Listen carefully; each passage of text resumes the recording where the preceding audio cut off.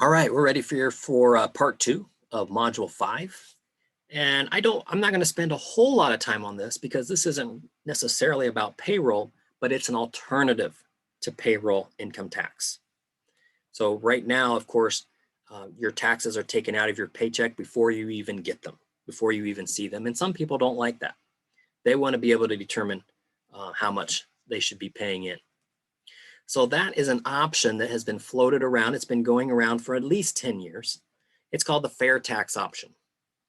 And you can actually go in, and if you searched this just do a Google search. This is a Senate bill that gets thrown out every year, and then it doesn't quite get enough votes, but at some point it may pick up traction. It just kind of depends on who's in control at that time. But let's go over kind of the basics of the fair tax, and then I give you some. Then I actually provide some real life examples to see how, if it's beneficial to you, if it's beneficial what you think in different scenarios. So with the fair tax option, what they actually do is they don't tax on what you make, they tax on what you spend. So what that means is if you earned $1,000 at your job, you would be treated just like an independent contractor, whereas you get $1,000. You get every penny that you earned, no taxes taken out of your paycheck. And that's where some people like this because they don't want the government knowing how much they make. They don't want anybody else knowing. They think it's nobody else's business what they make. And that is a good option here for if you are of that mindset and you agree with that, then this is a perfect option because nobody would know, the government especially wouldn't know what you make. You're only taxed on what you spend. And so it's very similar to a state sales tax. It would just be a national sales tax. Now it would be quite high. It would be a high sales tax to make up for all the taxes that are lost, the payroll taxes. But you will find that, well, it's a high tax, but you're not paying necessarily more in certain circumstances than you normally are right now. Now, you might think, okay, well, this is going to hurt the poor more than the rich. And yes and no. It does hurt the poor in that paying a state flat tax, just like Indiana, 7%, paying Indiana sales tax hurts the poor more than does the rich. Because if you have to spend an extra 7 cents, 7 cents to somebody that doesn't have a lot of money, that starts adding up really quickly. Whereas somebody that has lots of money, the 7 cents that you add up doesn't mean as much to you. You can pay that tax and it's not hurting you. Whereas it can really hurt some low income people after a while, even the 7%. So my main argument then so far is, if you're on the border, you think, oh, well, I don't want to do that. I don't like that it's taxing the poor. But you think, oh, I won't like that. But right now, I never hear anybody complaining about the state income tax and about how it's hurting the poor more than rich. You just don't hear about it. Everybody's just immune to it. They're just used to it. And I think that would become the case after years and years of having a payroll tax. If we switched over, if we ever did, I think that would become the norm. After it would take a little while, take maybe 10 years, I don't know, until the next generation kind of died off and a new one came in and that's all they were used to. It would just become the new norm, just like the state taxes for any of us. That's all we've ever known. So with the fair tax, what it would do, we would have, this is what it's proposed. This doesn't mean that's what it would be. They could tinker with it, make it a little higher, a little lower, but how it's proposed is it would be 30% at the register. Now, this doesn't include your state sales tax, so the state would be separate. Start you at 30%. And you think, oh, that's a lot. If I buy something for $30 and you're going to tax me at 30%, so that's an extra $9 you're tacking on to, so now it's $39 instead of 30. And you're taxed on, notice here, you're taxed on new goods and services, but you're not taxed on any used goods. That's how the initial proposal is set out. Now, that could change, sure, but the initial proposal is set like that, where you're taxed on new goods and services, but not any used goods. So how I read into that, this would be new. Right now, services are not taxed. If you go and get pay a lawyer or a doctor, you just pay the bill. You don't pay tax on top of the bill. It's a service. With this one, you would pay a tax on top of that bill. But what would be different is right now for state taxes, you pay good, you pay tax on anything. Even if you buy a used item, if you go and buy a used car from a used car lot, you're still going to be taxed on it. In this proposal, you wouldn't be taxed. The goods are only taxed one time, and that's when they're new. Now, the good and the bad of that, the good is the used market would skyrocket. Lots of people are going to want to buy new used goods. The bad side is new goods, people who are probably going to be laid off for at least the short term. Now, eventually there's going to be, the used goods are going to wear out. There won't be anything left. Eventually people will need to buy new goods. But in the short time, for the first 3 to 5 years, I would guess at least, manufacturing would plummet because people aren't going to want to buy new goods, not pay the extra tax on it. Why would you? If you can, yeah, now there'll be still some people that buy new goods, but not as many for a little while. Now, if you compare 30% sales tax, and then you hear the term, well, it's the same as a 23% payroll tax. A 30% sales tax is the same as paying 23% payroll tax. Think, how is that the same? 23 and 30, that's not the same. Well, actually, it kind of is, and I'm going to show you that. If a higher amount, and I give an explanation of this, I try to give you a step-by-step. So if a higher amount is taxed, and that would be a lower percentage can be used. So if like your whole pay, if your whole pay is taxed, a lower percentage can be used to get the same amount than if a lower amount is taxed. So the lower amount would be buying the goods. The goods would be the lower amount. What you made total would be the higher amount. When a lower amount is used, yeah, you got to use a higher percentage. So let me give you an example of what I mean by that. You're out in the market to buy this new jacket. Jacket costs $77. That's the base price. That's the tag. Tag says 77. We're going to assume no state taxes yet right now. An income tax, we have an income tax option of 23%, and a 30% sales tax would leave the customer at the exact same ending. I think, how is that? Let's see. Option 1, we're still in our normal day-to-day normal payroll tax, normal income tax of 23%. So you earn $100 at your work. You take out for FICA taxes, you take out all of your taxes, and it's 23%. So when you take $100 times 23%, that's $23. So you're left with $77, which is the exact same amount you need to buy the jacket. So in the end, you have no money left over. You bought your jacket and you have no change. Option 2, national sales tax. You have pay of $100, no income tax, so you have $100. The store charges 30% sales tax now because of the national sales tax. So you take that jacket, $77 jacket, multiply that by 30%, because that's what's going to ring up at the register. 30%, if you take 77 times 30%, 0.3, you're going to get $23. 77 plus 23, that jacket's going to cost you $100. You have 100, you pay the 100, you have nothing left. Option 1 and option 2 leave you exactly the same. So if you ever hear people talking about a flat tax and they say it's actually 23%, well, they're meaning that's what it would be similar to. It'd be similar to a 23% income tax. The actual register, though, would ring up 30%. But both options get you to the exact same point. Everyone, rich, poor, doesn't matter, would receive a probate.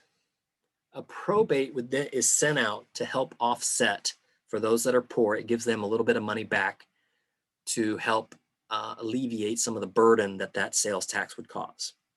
Now, if you're really, really rich and you're buying a lot of stuff, the probate isn't going to really help you that much.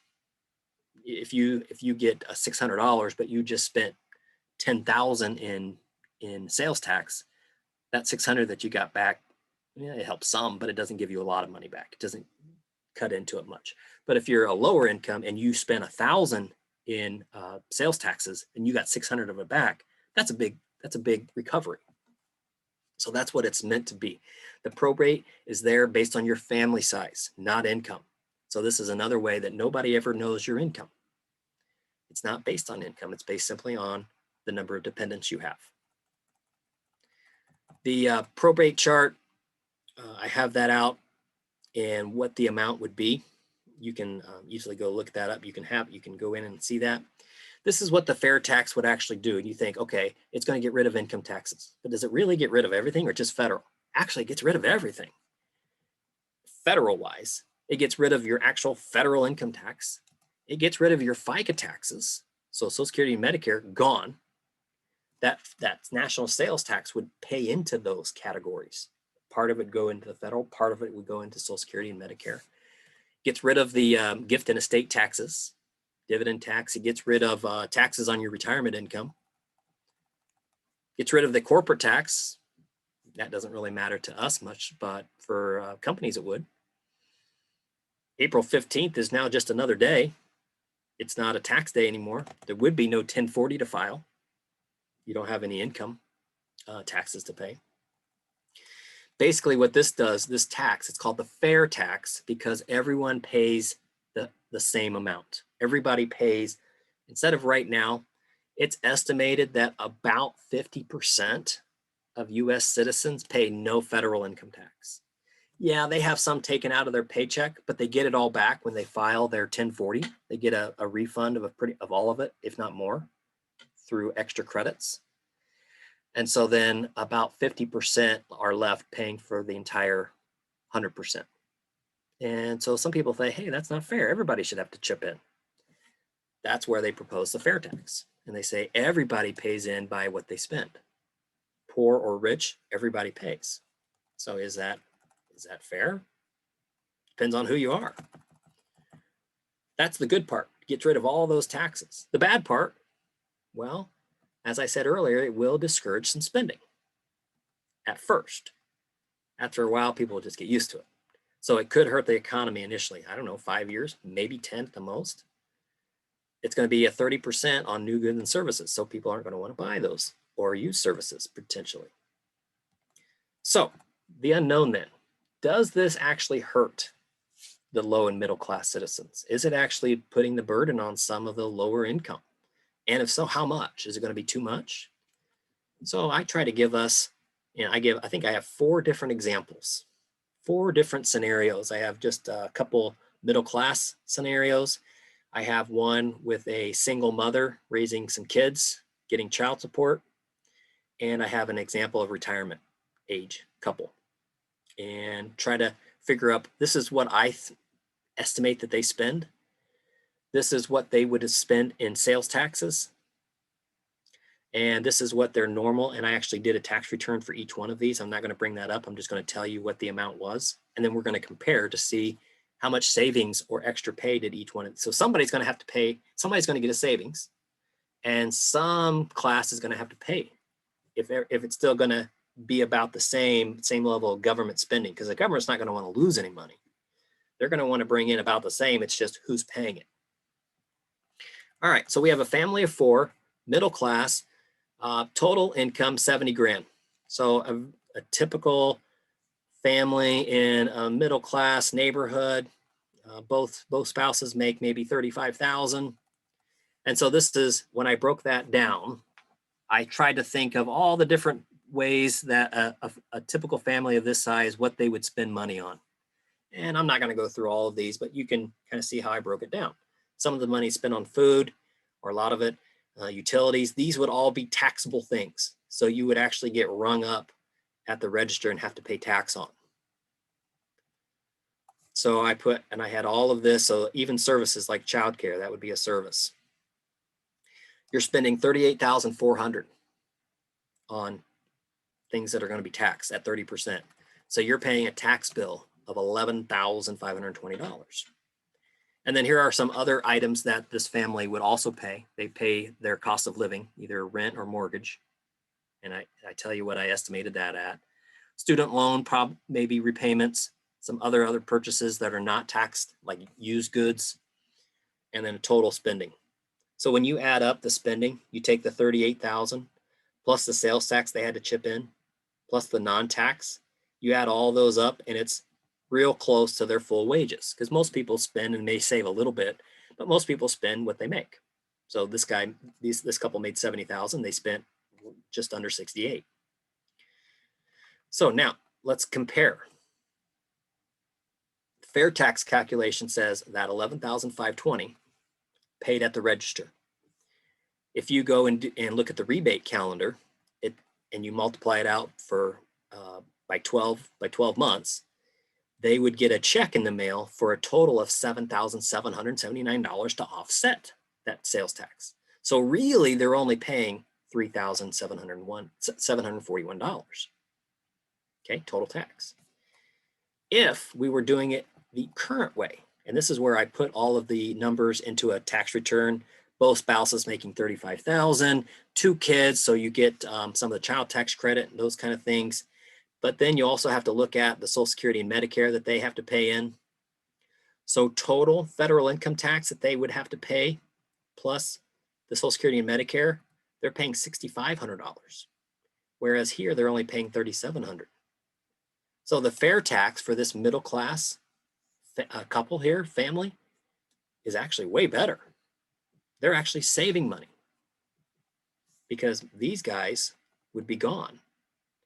They would only end up paying $3,741 instead of the $6,500. They would only pay the $37 because of that monthly probate check that they're getting to help offset. So in this scenario, the fair tax is definitely better. So if it helps these people, somebody else is going to have to be hurt. All right. So that was a married couple with 2 kids. What about just a single individual living on their own, no kids? How's it going to look for this individual? So somebody makes 40 grand taxable income. I put what they spent their money on for just a one person and try to compare that to the family up above. So they spent $21,000 in taxable stuff. Multiply that by 30%. So they're paying a tax bill of $63.96. And then what they spent their other monies on, non-taxable, like rent or mortgage. So total spending, they spent just over the 40 grand. They spent 40,316, so real close to what they made. Fair tax calculation says, okay, you paid $63.96 at the register. For a single individual, over the year, you get back $28.73. So really, you're only paying $35.23 in taxes. All right, let's compare that if they do their actual tax. They file their income taxes. They pay federal, Social Security, Medicare. They're ended up paying, when you add everything up, federal, Social Security, Medicare, they're paying $6,300 compared to $3,500. So for this single individual making $40,000 a year, definitely better. All right, so you think, yeah, we're doing pretty good. It's definitely, these two individuals were way better off. All right, let's take a look here at this third example. This one is where it's gonna be a little different. Single individual, single mom, 2 kids living at home, doesn't make a lot of money, $14,000. So below the poverty line, but gets $10,000 child support, which is not taxed, and receives some food stamps as well. All right, so taxable spending, everything is taxed, doesn't matter if you're poor or not, everything's taxed, just like anybody else. So I estimated that this individual would spend $18,000 and have to pay tax at the register of $5,400. And then non-taxable items, just a few items here, paying the monthly rent and then a few other items. So total spending, $28,200. And you think, hey, what, she didn't even make that much. Well, she kind of does. When you put into play the 14 plus the 10 plus the food stamps as well, add all those up, because food stamps are not taxable anyway, so it doesn't really matter how much she brings in for our scenario. So she does have $28,200 to spend. The fair tax calculation says, okay, she spent $5,400 in taxes. The probate, when she gets that back, the monthly checks, it almost takes care of everything. Really, she's only spending $494 total. So it's not a huge burden by any means. $494 total tax. Compare that now to how the system currently is. How much does she actually pay? Well, when you look at her Social Security, federal, and Medicare, yeah, she still pays Social Security and Medicare, but because of the child tax credit and the earned income credit, she's in that what I call the Goldilocks zone. She gets a huge refund. She not only doesn't have to pay federal income taxes, she gets free money back. Free money that in the form of earned income credit and refundable child tax credit. So she doesn't necessarily pay a dime in. She just puts exempt on her W-4 perhaps, and still gets a refund of $71.10. So really what she's ended up paying is nothing. She's getting money back, $6,000 to be exact. So when you compare, she's getting $6,000. Here she's paying $494. You think, oh, well, this one's not too bad. She's not paying much. But compared to how it is now, not only does she not pay, she gets $6,000. So for this single individual, the single mother, the fair tax isn't as good for her. It's making her pay her fair share and relieving a little bit of the burden of the middle class and upper class. So is that fair? That's what would be argued. So I have one more scenario here. The last scenario is for those that are perhaps retired, not making a lot of money. How does the fair tax affect them? All right, let's take a look. So retired widow, this is not even a couple, it's just one person, yeah, receives Social Security of $18,000, a little bit pays into their Medicare, and also has money coming out of their 401k, $15,000. So a total here of $33,000 minus the amount that goes to Medicare that they're paying for, like the Part B and maybe Part D they're paying into. So when I calculated the things out that they may spend, this retired individual, they spend $18,000, pay sales tax of $5,500, then where they spend the rest of their money. So a total compared to the $33,000, they spend most of it. When you do the fair tax calculation, you take that 55 minus what they get back what this individual gets back as a probate. So this individual is really paying tax at $26.83, total tax what they owed. So we're going to compare that $26.83 with the current system. With the current system, well, with retirement money, you don't pay Social Security and Medicare. You already paid it a long time ago when you were working. With this current tax system, they would end up having to pay $303 in federal income tax. That's it. Compare the $303 to what they owe for the fair tax, $2,600. It's not as good deal for them. The current income tax is better off for this retired individual. All right, so I thought that would kind of give you an overview of what the fair tax is and what you think of it. And so that's going to be the part of the discussion board. I think, I can't remember. I thought I had a little bit of that as a discussion board. I may not have, but I thought it was interesting, and you can comment what you think. I think some people are like, yeah, this is definitely the way to go. I could see this. Everybody pays a little bit. Other people are like, oh my goodness, no, that's terrible. I wouldn't want the single mother to have to pay any taxes. She should be getting the extra money. Just depends on your mindset. Depends on, that's why we have two systems, Democrat and Republican. Which side you're on kind of depends on, and how you answered this, if you think the fair tax is better or the current system is better. I could tell you within I could probably guess 9 out of 10, maybe 19 out of 20 of you, depending on how you answer this, I could tell you if you're a Republican or a Democrat. All right, that's it for this. We will sign off here, and I will see you next week for our last full lecture on unemployment taxes.